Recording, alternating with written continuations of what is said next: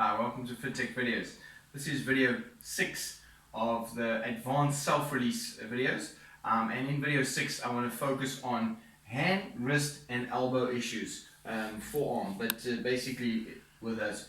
I always use a towel, and especially with this, I would generally use a towel over my skin where my sleeves are short. So I'm going to release from the fingertips all the way to the shoulder. And of course, any skin area I normally use the towel, but as I've said in other videos as well, I'm not going to use it for the video so that you can see where I'm pressing, but I would always use a towel. It just helps to get in deeper. Great. So I get a lot of people that have carpal tunnel, and there's a big misconception out there that say the only way to release carpal tunnel is if you is by surgery. Now, I've helped a lot of people that were diagnosed with carpal tunnel syndrome that were supposed to have surgery. I've managed to stop them from needing surgery. I've had clients that have had surgery on the one hand and it didn't help as much as they thought it would. They wanted to have it on the other hand, or not wanted, the doctor said they have to have it on the other hand. Again, doctors are fantastic, I'm not taking anything away from them, but they know surgery, that's what they know. I know releasing, and I then said to the client, well look, I don't know what we can do, let's release and see how it goes. If you need it, you need it. I never ever tell a client not to have an operation, never ever. If the client and the doctor decide that's the best course of action, then by all means, I will then be there for the after. Once they're ready for releasing, I'm always there. The beauty of what I do in my practice is it is for everyone. It is effective for everyone. I've seen people after they've seen their physio after operations. I've seen people while they're seeing their physios after operation. I have a doctor client that's been a client of mine for 8 years. He had 2 hip replacements, and both times 4 weeks after the operation I saw him. And the only reason why I only saw him 4 weeks after the operation is because he was in Cape Town for 4 weeks after the operation. So when he came back to Port Elizabeth, first thing he did, he says, Jules, I need you to come and see me.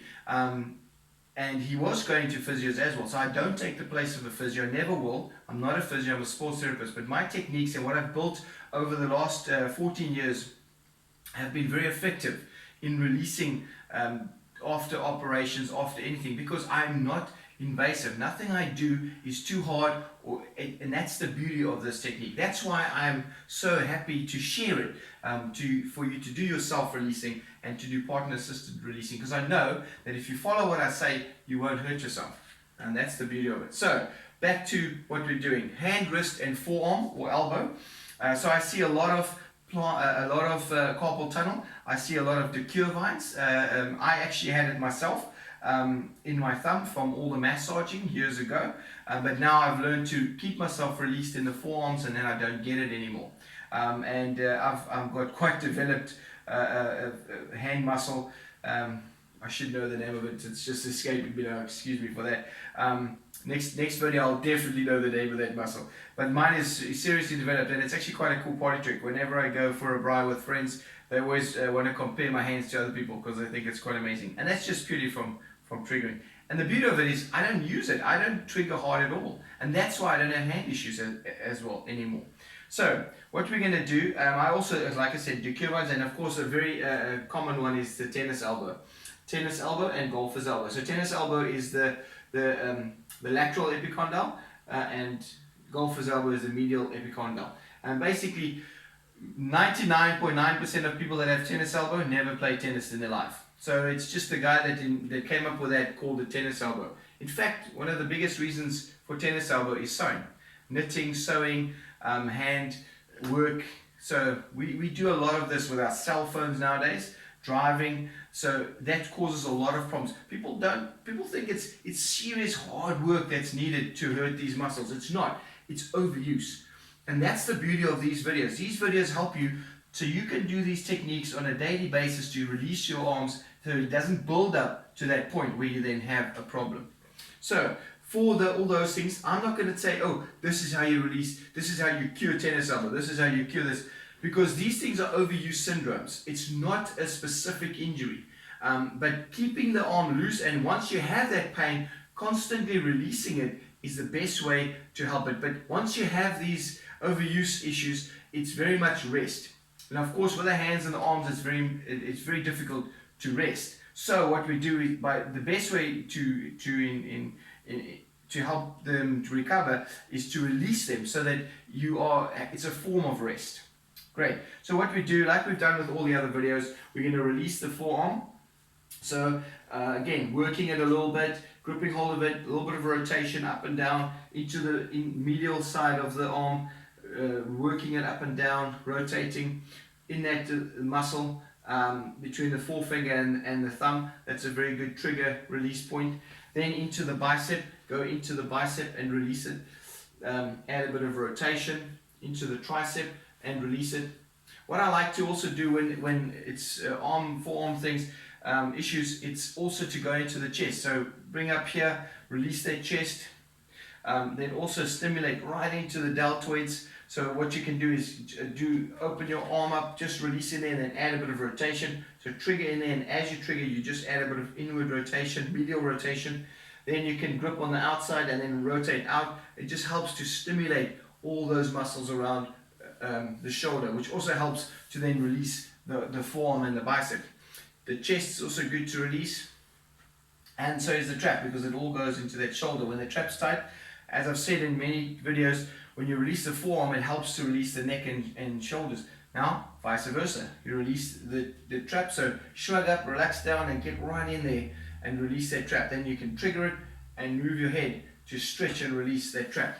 Then also you can, of course, use cricket ball, hockey ball, foam rollers. So foam roller is very good for maybe the triceps. You can get right into the tricep. Again, I like the wall. You can do it against the floor or lying on the floor, but I like the wall. I find you got more movement, you got more manageability of your body. You manage your body better. You hold your weight. You're not hurting anything.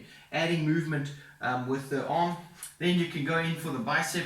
You can go in there, right in there, and you can add rotations. Get in there. It's very good. You can of course get into your chest with this. Then with the cricket ball, same thing. You can get into the tricep. What's nice with this, you can go further and get into the levators and into the rear deltoids and into the onto the scapula. You can get into your rotator cuff muscles. Then you can go around the front and you can get into the chest muscle, and then of course roll. So from the chest, as if, let's say the video is the wall and I'm leaning against the wall, you can roll it all the way into the bicep. And then remember, it's not hard, it's gentle, relaxing. Sometimes what's really good to do is a little bit of a contraction, so you can push the arm a little bit towards the wall, contracting the muscle, then as you relax, you lean a little bit more into it, and it will get you in a little bit deeper. That's a great way to keep the arms loose.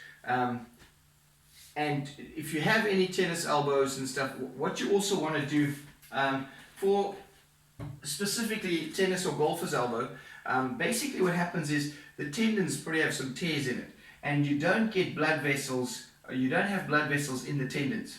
So that's why it's a tendinitis, or there's different terminologies, tendinitis, tendinosis, and that's all jargon, medical jargon that you don't really need to know.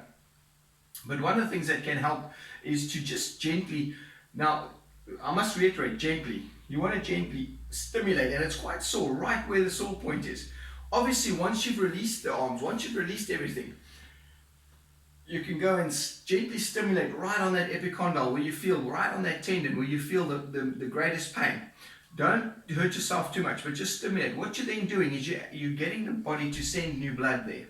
Stimulate, and then after a 30 to 40 second stimulation, after you've released, you grab an ice pack and you ice it. Now you've created blood flow, you ice it to slow the blood flow there. That's a very good way of healing, and that's a very simple way, and you're not going to cause any damage. You don't want to go roll with a ball or anything on that spot. I wouldn't suggest that. Just take your fingers and gently, and trust me, it'll be more tender enough. It's not about hurting yourself. It's about stimulating that area, allowing new blood flow to go in there, and then an ice pack. And that'll give you great results. Thanks for watching.